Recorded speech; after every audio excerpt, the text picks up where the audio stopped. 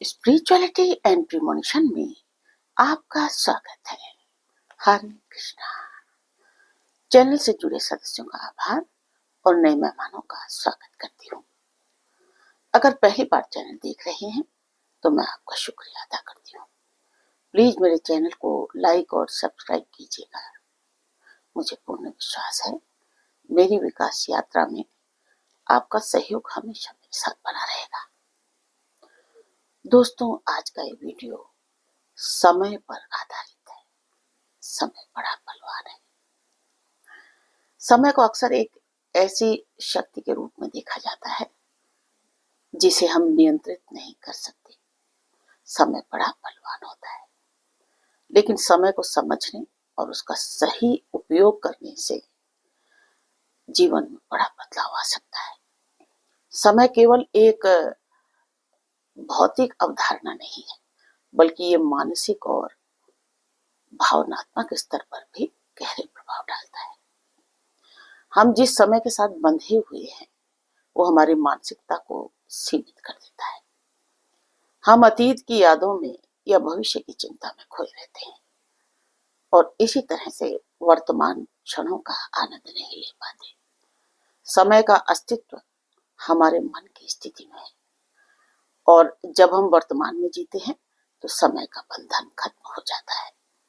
जरा सोचिए, जिस व्यक्ति को अपने पुराने निर्णयों का पछतावा है वो बार बार अतीत के बारे में सोचता रहता है और उसी पछतावे में जकड़ा रह जाता है। इससे उसकी मानसिक शांति छिन जाती है, क्योंकि समय की शक्ति और उस व्यक्ति को अतीत में बंधने की ओर खींचने लगती है।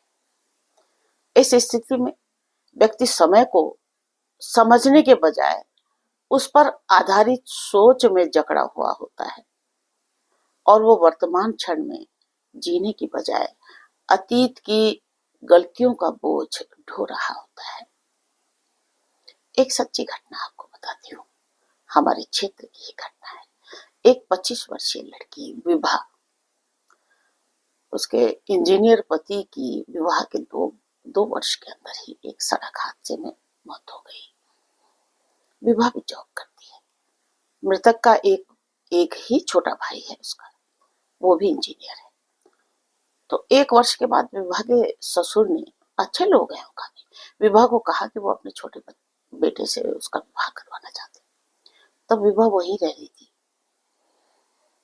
तो विभा एकदम नाराज हो गई और ससुराल छोड़कर अपने मायके में आ गई।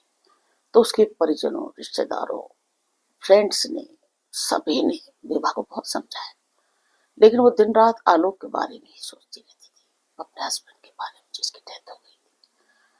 वो अपने अतीत को भुला नहीं पाई और ऑफिस के बाद भी वो पूरा समय आलोक की यादों में खोई रहती थी, बड़ी गुमसुम सी रहती थी। जब 1 वर्ष हो गया तब आलोक के पिता ने, विभा अपने मायके में थी, तो विभा के घर पे आके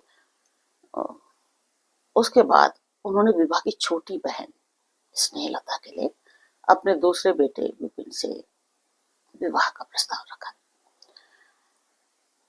तो उसके बाद फिर विभा के पिताजी ने 2 दिन का समय मांगा उनसे और उन्होंने क्या करा कि इन 2 दिनों में भी फिर से विवाह को मनाने की कोशिश की कि भाई ये मान जाए, लेकिन विभा तब भी नहीं मानी।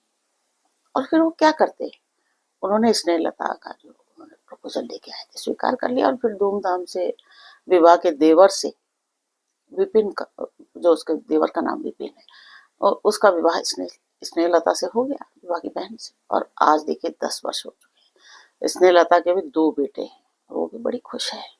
इधर विभा के भाई जो एक ही भाई है उनका, जयदीप, उसका विवाह हो चुका है, उसको भी एक बेटी है जयदीप। अब हालत यह है कि जयदीप की पत्नी और विभा की आपस में नहीं बनती। 36 वर्षीय विभा बूढ़ी दिखाई देती है। अब शादी.com में विवाह के लिए लड़के देख रहे हैं। विवाह भी अब राजी है शादी करने के लिए, लेकिन 1 वर्ष हो गया, कोई भी ढंग का रिश्ता नहीं मिल रहा है।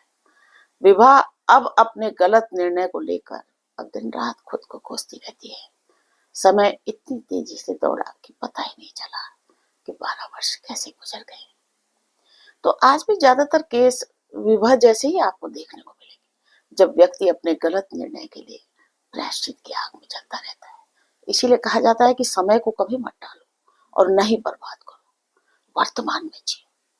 विवाह को देखिए, उसी घर के अंदर उसे दोबारा विवाह का अवसर दिया जा रहा था, जहां वो पूरी तरह से सेव रहती, उसकी भावनाओं को पूरा परिवार समझता और सभी उसे बड़े प्यार से खुश भी रखते।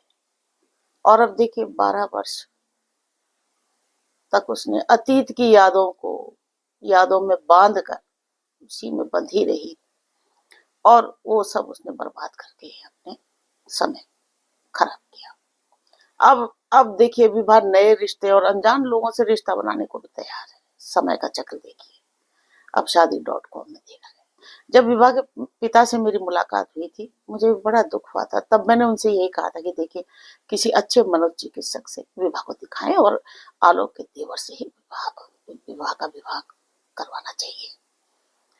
लेकिन तब भी विवाह ने साफ मना कर दिया था। बोला मुझे कुछ नहीं हुआ है, मुझे किसी को नहीं दिखाना, क्योंकि वो अतीत के साथ ही खुद को और खुद के समय को बांध चुकी थी। उसने वर्तमान को जिया ही नहीं। देखिए, पूरी ऊर्जा के साथ वर्तमान क्षणों में जीकर ही व्यक्ति सही दिशा में चल सकता है। दूसरी तरफ एक व्यक्ति जो केवल भविष्य के बारे में ही चिंतित है, वो भी समय के जाल में फंसा हुआ रहता है। जैसे सोचिए, एक छात्र है कोई, वो आने वाली परीक्षा को लेकर लगातार चिंता करता रहता है, भविष्य की अनिश्चितताओं से घबराया फिरता है। वह भी समय के दबाव में मानसिक रूप से परेशान ही रहता है। जब हम भविष्य के बारे में भी बहुत ज्यादा सोचते हैं, तो हम अपने वर्तमान क्षण को खो देते हैं। समय मानसिक बंधनों का निर्माण करता है। यदि हम समय के प्रति सही दृष्टिकोण अपनाते हैं, तो हम अपने भीतर की स्वतंत्रता को महसूस कर सकते हैं।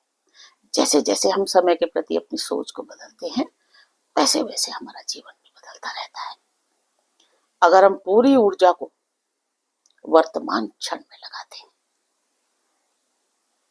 तो हम समय के बंधन से मुक्ति पा सकते हैं। एक व्यक्ति जो अपने काम में पूरी तरह से डूबा होता है और उसी पल में उपस्थित रहता है, वो समय के प्रभाव से मुक्त होता है। उसे अतीत या भविष्य के बारे में सोचे बिना केवल वो अपने कार्य में मन लगाकर रहता है।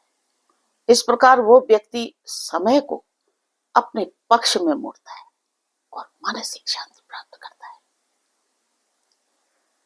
समय को एक ऐसी शक्ति के रूप में देखा जा सकता है जो हमें अपनी सोच और कार्यों के बंधन में डाल सकता है। यदि हम समय की वास्तविकता को समझें और वर्तमान क्षण में जीने का प्रयास करें, तो हम अपने जीवन को एक नई दिशा दे सकते हैं। समय का सही उपयोग हमें मानसिक स्वतंत्रता और शांति का अनुभव कराता है, और हम अपने जीवन को अधिक पूर्णता के साथ जी सकते हैं। राधे राधे।